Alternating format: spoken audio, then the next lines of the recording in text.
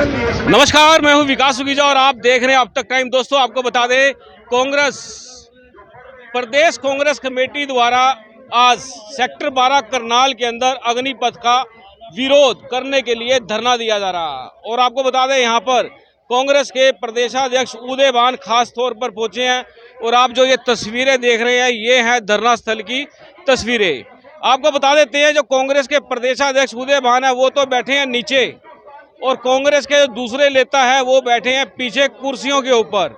आप देख सकते हैं, बिल्कुल तस्वीरें हम आपको दिखाएंगे। कांग्रेस का जो रंग रूप है बदलता जा रहा है, विरोध प्रदर्शन किया जा रहा है। और मैं आपको सुनवाऊंगा इस पूरे विरोध प्रदर्शन के अंदर जो कांग्रेस के असंख्य से विधायक है शमशेर सिंह गोगी ने किस तरह से कैसे घुमाकर एक फायर किया है, जो सीधा सीधा कांग्रेस के सीने पर भी लगता है। पूरा सुनवाऊंगा गोगी का क्या कहना है। और इसके अलावा हम आपकी बात करवाएंगे जो प्रदेशाध्यक्ष है उदयभान जी से। आपको बता दें, 1 बज चुका है और अभी तक जो प्रभारी है विवेक बंसल ने, वो यहाँ पहुँचना था, वो अभी तक नहीं पहुँचे हैं। और खबर आ रही है कि वो रास्ते में हैं। चलिए आपको तस्वीरें दिखाते हैं। एक बार आप तस्वीरें देख सकते हैं। बिल्कुल आप देख सकते हैं, धरना चल रहा है पूरा। और जिस तरह से प्रदेश अध्यक्ष यहाँ पहुँचे हैं, संख्या होनी चाहिए थी, उस हिसाब से संख्या भी काफी कम देखने को मिल रही है। लॉजिक दिया जा रहा है कि जीरी की बिजाई चल रही है। चलिए आपको दिखाते हैं पूरी तस्वीरें, पूरी बातचीत कराएंगे और चमचाएंगे कि आप इस खबर पे ज़्यादा से ज़्यादा कमेंट्स कर देना, शेयर कर देना और लाइक भी कर देना। मैं आप सबका धन्यवाद करता हूँ कि आप इतनी गर्मी में चौधरी उदयभान जी के नेतृत्व में यहाँ उपस्थित है। और गर्मी की वजह से अब धीरे धीरे मेरे को लग रहा है कि काम जल्दी निपटा देना चाहिए। मामला बिखर भी रहा है ना, नहीं तो कहीं ऐसा ना हो जब मीडिया वाले फोटो से ले तो आदमी ना दिखे हुए। तो आप सारे के सारे छाव से निकल के जल्दी जल्दी यहाँ आ जाओ, यहाँ ही छाए मिलेगी। वर्कर क्या करेगा बेचारा, पानी नहीं है, यहाँ गर्मी इतनी नीचे पक्का, तो वर्कर के साथ ही हमें भी तकलीफ है। तो आप सब ने जितने भी प्रवक्ता यहाँ थे, वे काफी अग्निपथ के ऊपर काफी सारी बुराइयां बताई आपने, लेकिन कुछ फायदे भी होने वाले हैं। मैं बता दूं आपको, जाके बताना जरूर आप भी। जब बाप नौकरी करेगा और बेटा रिटायर होकर घर आ जाएगा तो उसकी क्या स्थिति होगी, ये बताना चाहिए सबको। बच्चा जो है वो तो 4 साल के बाद रिटायर हो जाएगा, और जब उसकी उम्र 21 साल की होगी, ये 23 साल वाली उम्र तो सिर्फ कोरोना की वजह से 2 साल के लिए। और यहाँ 23 साल से पहले तो ब्याह नहीं होता, जब रिटायर हो जाएगा तो कोई ब्याह करेगा उसका, कोई देगा लड़की उसको। और नौकरी कहाँ मिलेगी? देखो, पहले हमारे को ये शक था कि बीजेपी कारपोरेट हाउसेज के सहारे से चल रही है, लेकिन अब तो मेरे को ये शक हो गया कि बीजेपी ही अपने आप में एक कारपोरेट हाउस है। इसी वजह से बीजेपी के बड़े बड़े senior leader all India level के क्या करें भाई, आप जब रिटायर होके आओगे तो आपको बीजेपी के दफ्तर में गार्ड की नौकरी मिलेगी। देखो, दफ्तर तो इन्होंने सारे देश में बढ़ा दिए, तो 5-7 हजार आदमियों का तो जुगाड़ बन ही जाएगा। इस देश के अंदर एक बहुत बड़ा षड्यंत्र हो रहा है और उस षड्यंत्र को समझने की जरूरत है। देश की सुरक्षा से खिलवाड़ है। 75 साल में पहली बार देश के 3 सर्वोच्च कमांडर सरकार फेल हो चुकी है, वो बार आके कहते हैं कि ये हमारी स्कीम है। अब सरकार की कोई स्कीम नहीं है। कभी ऐसा हुआ पहले? कभी आपने तीनों कमांडर इकट्ठे देखे? वैसे हमने जब पढ़ाई करते थे, किताब में लिखा हुआ था भाई तीनों कमांडर तो इकट्ठे ही नहीं हो सकते बिना राष्ट्रपति के। राष्ट्रपति बुलाए तो इकट्ठे होते हैं, नहीं तो होते ही नहीं। अब तो मोदी जी के देश में काम चलता है। तो मेरी आपसे एक प्रार्थना है, मैं उदयभान जी से भी प्रार्थना करूंगा, भाई इस आंदोलन को अगर किसान आंदोलन की तरह परमानेंट आंदोलन बनाओगे तो ये अग्निपथ वीर योजना वापस होगी, वरना ये ऐसे ही थोप दी जाएगी और देश की बर्बादी होगी आने वाले समय में। ऐसा टाइम आएगा कि ये अग्निवीर सड़कों पे आग लगाते घूमया करेंगे, क्योंकि नाम भी अग्निवीर है और रिटायरमेंट के बाद जब काम नहीं मिलेगा रोटी के लिए क्या करेंगे। और एक हमारे मुख्यमंत्री जी है, इतना देवता आदमी है, गारंटी दे दी नौकरी की। और हमारे देश में कितने लाख, प्रदेश में कितने लाख बेरोजगार हैं, उनको दे दी नौकरी भाई। उनको भी तो गारंटी दी थी कि आप हमें वोट दो, हम आपको नौकरी देंगे, दी थी ना। अरे उनकी तो गारंटी नहीं। और जो 5 साल के बाद आएंगे, 4 साल के बाद नहीं, 1 साल तो भी प्रोसेस में लगेगा। 4 साल के बाद वो रिटायर होके आएंगे तो खट्टर साहब कहाँ होंगे? जब खट्टर साहब होंगे ही नहीं तो गारंटी कौन पूरी करेगा? क्योंकि अगे खट्टर साहब हो तो अगे कोई है भी नहीं जो कह दे मैं बापू की करी हुई वादा पूरा कर दूंगा है। तो मेरा आपसे सिर्फ इतना ही निवेदन है, देखो जोश आता है, एक दिन प्रदर्शन होता है, अगले दिन हम 1 बजे हम यहाँ से प्रदर्शन खत्म करेंगे, धीरे धीरे फिर शाम तक हम पहुंचेंगे कि आज प्रदर्शन था और क्या कमिटमेंट है। एक प्रतिज्ञा लो और उस प्रतिज्ञा को पूरा करने के लिए जैसे देश को आजाद कराया था ना, वैसा सत्याग्रह करना पड़ेगा, वरना तो फिर एसी में बैठ के तो सौदा चलने का नहीं। नहीं तो जय हिंद जय भारत करके माइक त्रिलोचन को देके बैठने में फायदा। जय हिंद और जय भारत। तो मैं ये कहना चाहता हूँ खासकर अपनी बहनों से कि 1981 में गैस का सिलेंडर 50 रुपए का था, 2014 में 414 का हुआ। मोदी जी ने इस 8 साल में 600 रुपए बढ़ा दिए। और जितनी भी सरकारें रही, चाहे देवगौड़ा की रही, चाहे वीपी सिंह की रही, चाहे चंद्रशेखर की रही, नरसिंहा राव जी रहे, मनमोहन सिंह जी रहे, 364 रुपए बढ़े। गैस के सिलेंडर के 600 रुपए बढ़ा दिए 8 साल में। हमारी बहनों को जब हमारे कांग्रेस के खिलाफ हो जाती थी, हमारी पार्टी के बहुत ही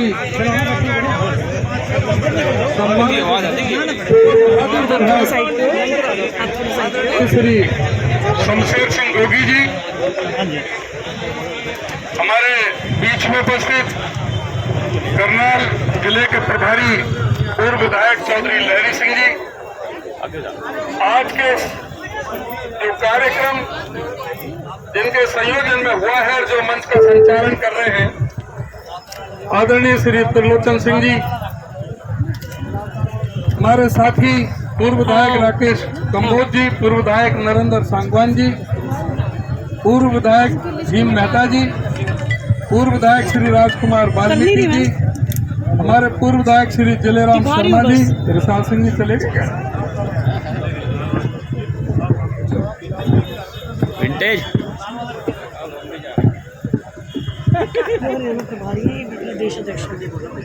विंटेज अनिल राणा जी,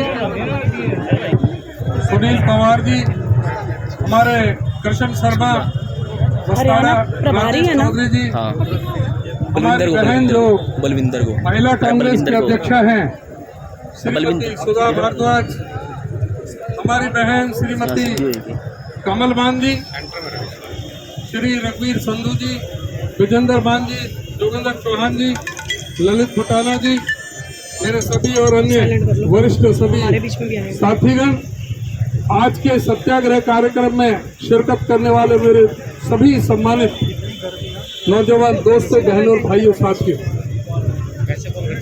3 घंटे से आप बैठे हुए हैं, बहुत भीषण गर्मी है। हमारे कुछ साथी कह रहे थे कि भीड़ के बारे में आई तो यहाँ पर भीड़ तो यहाँ पर खचाखच ये भरा हुआ था, बाहर जो है कई गुना लोग बाहर खड़े थे, छाया में कि जिन पर बैठने की स्थान नहीं था। मैं तो त्रिलोचन सिंह जी से, हालांकि उन्होंने बहुत मेहनत से किया, लेकिन थोड़ा पंडाल और बड़ा करवाना चाहिए था जिससे कि समस्या नहीं होती, लेकिन जिस तरह से जिन परिस्थितियों में इन्होंने लगाया, तो जिस तरह से प्रशासन का, पुलिस का व्यवहार चल रहा है पूरे देश में ही, हमारे प्रदेश में, ये बहुत ही भर्त्सना की बात है कि एक राजनीतिक दल का पूरे देश में कार्यक्रम है और उसमें भी अड़चन डालने का प्रयास किया, यहाँ पर पानी छोड़ने का काम किया, यहाँ पर टेंट लगाने से मना किया। उसके लिए मैं अटल सरकार की तीव्र भर्त्सना करता हूँ और मैं कहना चाहूँगा कि इन हरकतों से वो बाज आए। अब जनता जाग चुकी है और इस तरह की हरकत ना करे। साथियों, आज हम सब इस अग्निपथ की योजना के विरोध में सत्याग्रह करने के लिए हम सब यहाँ पर एकत्रित हुए और इस अग्निपथ योजना के बारे में हमारे सभी साथियों ने, बहुत साथियों ने काफी विस्तार के साथ अपनी बात रखी है। आज हम सबको विचार करने की जरूरत है कि इस अग्निपथ योजना के कारण क्यों एक साथ हिंदुस्तान का युवा सड़कों पर आने के लिए मजबूर हुआ। पूरे भारतवर्ष में किस तरह से आग लगी, पूरे भारतवर्ष में किस तरह से 85 हमारे जो बच्चे थे उन्होंने अपने प्राणों का बलिदान कर दिया। कितने ही लोग आज जेल की सलाखों में आज भी बेरहम सरकार ने डाल रखे हैं। वो परिस्थितियां क्यों बनी, आज उस पर विचार करने की भी आवश्यकता है। ये सरकार हमेशा, जो इसके प्रधानमंत्री हैं सरकार के, वो कह तो वो रहे थे यहाँ पर, जो अपने एमपी साहब थे अरविंद शर्मा रोहतक में, कि हमारे जो मुख्यमंत्री हैं वो दिमाग का इस्तेमाल नहीं करते। लेकिन मैं समझता हूं कि हमारे प्रधानमंत्री दिमाग का इस्तेमाल नहीं करते। अगर प्रधानमंत्री दिमाग का इस्तेमाल करते तो कभी भी नोटबंदी की स्कीम इस हिंदुस्तान में नहीं लेकर आते। नोटबंदी की स्कीम लेकर के आए थे। बताओ, क्या किसी भी मंत्री को, अपने किसी भी अपने साथी को उन्होंने कोई सहयोग में लिया? किसी भी आर्थिक विशेषज्ञ को सहयोग में लिया? आरबीआई को सहयोग में लिया? फाइनेंस मिनिस्टर भी और दूसरे जो सारे मंत्री थे उनके टेलीफोन भी बाहर रखवा दिए गए थे और कैबिनेट की मीटिंग में उनके साइन करा करके राष्ट्रपति से दस्तखत करा के 8 बजे घोषणा कर दी गई थी नोटबंदी की। और इस नोटबंदी के कारण, उस गलत फैसले के कारण 3.5 लाख करोड़ का रेवेन्यू का नुकसान हुआ। लाखों फैक्ट्रियों को ताले लगे, लगभग 10 करोड़ लोगों का रोजगार छिना, 168 लोगों को अपने प्राणों का बलिदान देना पड़ा। किस तरह से लाइनों में लगी हमारी बहन बेटियां, अपने बच्चे को जापा तक भी उस लाइन में कर दिया गया था। इनकी उस गलत नीतियों के कारण, जो कह रहे थे कि आतंकवाद खत्म हो जाएगा, नक्सलवाद खत्म हो जाएगा, नकली नोट खत्म हो जाएंगे, काला धन आ जाएगा, लेकिन हुआ उल्टा। काला धन जो है वो सफेद हो गया और सारी इनकी जो कही गई थी बातें वो सारी झूठ साबित हुई। उसी तरह से इन्होंने जीएसटी किया। जीएसटी भी रात को 12 बजे इन्होंने जश्न मना करके किया था। उसमें भी अब तक 370 संशोधन उसमें हो चुके हैं जीएसटी के। उस तरह से इन्होंने, जब कोविड का बात आया तो राहुल जी ने कहा था, पहले कह दिया था, इनको चेता दिया था, फरवरी में चेता दिया था, जब जिस समय ये अहमदाबाद में जब अमेरिका के राष्ट्रपति का वहां पर जो स्वागत कर रहे थे, उस समय कहा था कि देश के ऊपर गंभीर संकट आने वाला है इस कोविड का, इसकी तरफ ध्यान देने की जरूरत है। लेकिन ध्यान नहीं दिया गया और एकदम अचानक 8 बजे कह दिया कि 12 बजे से कोई भी बाहर नहीं जा सकता घर से। उसकी परिणति किस तरह से हुई कि 1000, 500, 800, 700 किलोमीटर पैदल अपने बच्चों को लेकर के पैदल अपने पैरों में छाले पड़ रहे थे। किस तरह से क्या दुर्गति उस समय गरीब आदमी की, जो इस देश का जो दलित, पीड़ित, शोषित, उपेक्षित, सर्वहारा वर्ग का लोग जो हर जगह जगह मजदूरी करने के लिए जाता था, पूरे देश के अंदर उसकी क्या हालत हुई थी वो आप जान सकते हैं। और ये बेशर्म कहते हैं कि उस कोविड से केवल 4 लाख लोगों की, 4.5 लाख लोगों की डेथ हुई थी, जबकि जो आंकड़े हैं WHO के, उसके मुताबिक 47 लाख लोगों की उस कोविड की वजह से डेथ हुई थी। इनको ना तैरती हुई लाशें दिखाई दी थी, ना किसी तरह से जो कब्रिस्तान में और शमशान के अंदर जो जलती हुई लाश है वहां पर जो जगह नहीं मिल रही थी, ना इन्होंने वो देखा था। ना इस देश के अंदर जो भी अस्पताल है, ना पर वहां पर ऑक्सीजन की कमी थी, दवाइयों की, डॉक्टर की, कोई भी चीज, किसी भी चीज का ये उपलब्ध नहीं करा सके। और फिर भी कहते हैं वैक्सीन, अरे वैक्सीन तो कांग्रेस के बनाए हुए लैबोरेटरी से बनी हुई वैक्सीन थी जिसका तुम श्रेय लेना चाहते थे। उसी तरह से अमेरिका से इन्होंने राह लेकर के उनके रास्ते पर चलते हुए कृषि कानून बनाए। कृषि कानून के बारे में भी इन्होंने किसी से भी डिस्कस नहीं किया, किसी भी किसानों से जुड़े हुए संगठनों से बात नहीं की। जो पार्लियामेंट में एक प्रथा है कि लोकसभा में राज्यसभा की मिलकर के जो सिलेक्ट कमेटी है अलग अलग, तो फाइनेंस कमेटी, जो कृषि कमेटी, उनमें पहले ये मामले जाते हैं, फिर वहां से पास होकर के लोकसभा राज्यसभा में जाते हैं। लेकिन अध्यादेश के जरिए लेकर के आए कृषि कानून और फिर उसको जबरदस्ती थोपा गया किसानों को। 700 से ज्यादा किसानों को अपने प्राणों की आहुति देनी पड़ी और फिर उनको थूक के चाटना पड़ा और वो कृषि कानून उनको वापस ले।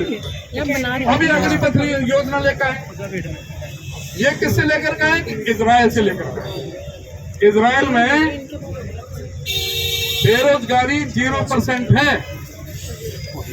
इजराइल में कोई भी बेरोजगार नहीं है। वहाँ इसलिए जबरन कानून बनाया कि 4 साल नौकरी करनी पड़ेगी सेना में, जिससे कि वो अपना हथियार चलाना सीख सके। इजराइल की जो जनसंख्या है वो 80 लाख है और हिंदुस्तान की जनसंख्या 135 करोड़ है।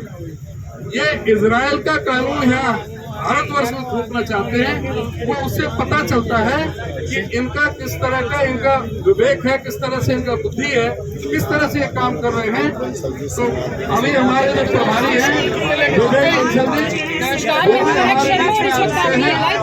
और मैं एक बात सबसे कहना चाहूँगा, कांग्रेस पार्टी, कांग्रेस पार्टी, राहुल गांधी, हमारे प्रभारी विवेक बंसल जी, विवेक बंसल।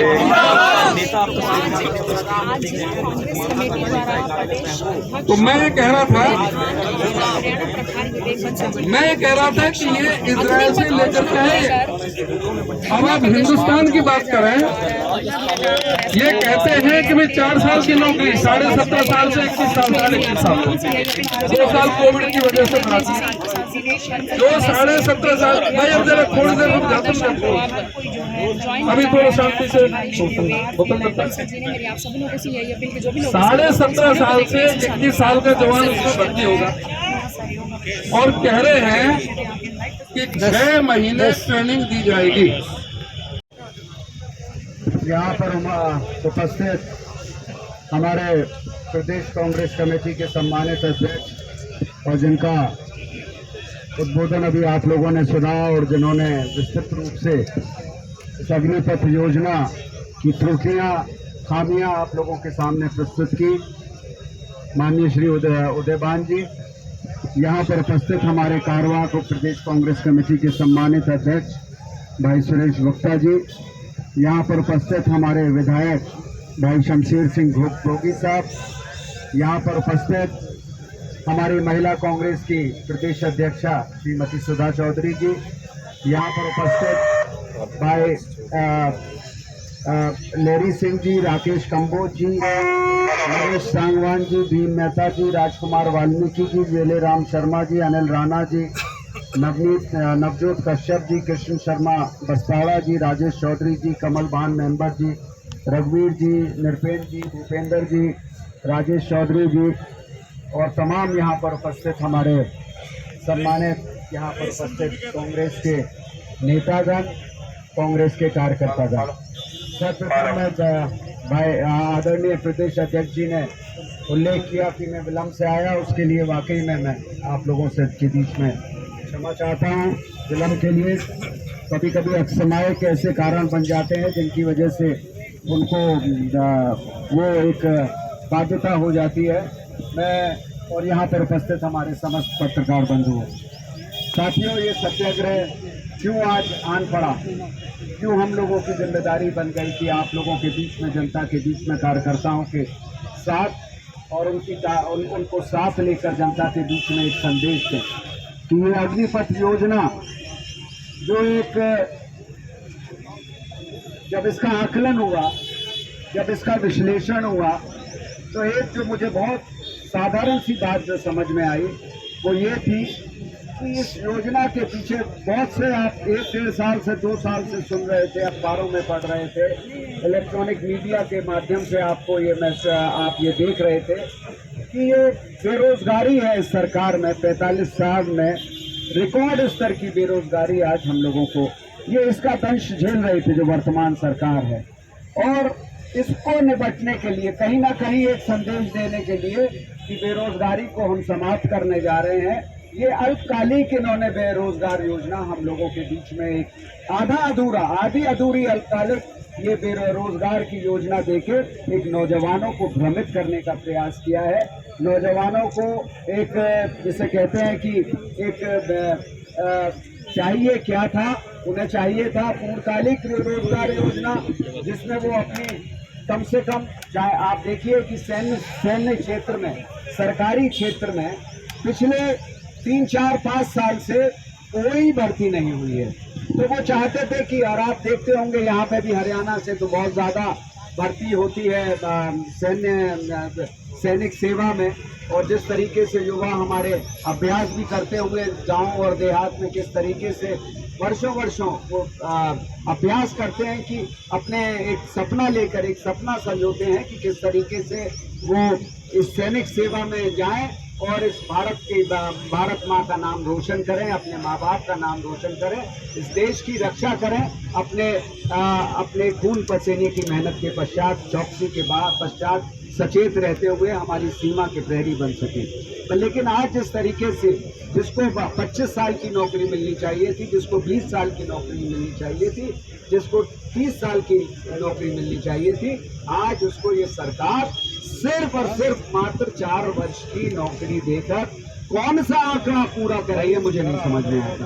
और इसके बावजूद भी हमारे नेता राहुल जी, आप देख रहे हैं कि उनका वो ट्विटर के माध्यम से और जनता के बीच में इसको लेके हमारी पार्टी ने विरोध किया, दिल्ली में विगत सत्याग्रह भी किया, और समय समय पे उसको लेकर राहुल जी जनता के बीच में ये सवाल कर रहे थे, और इसका कोई जवाब नहीं था इनके पास। जवाब था बस मुंहजोरी कि ये रोजगार योजना बहुत अच्छी है।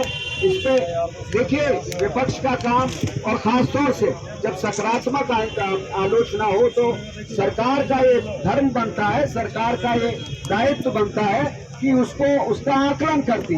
आज जिस युवा को आप, जब वो अपने उरूज पे है, जब वो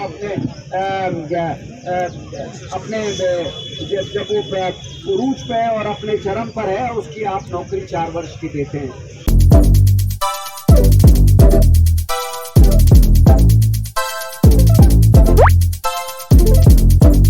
This is important for you and your loved ones. Choose a policy today from Star Health Insurance. This is important for you and your loved ones. Choose a policy today from Star Health Insurance.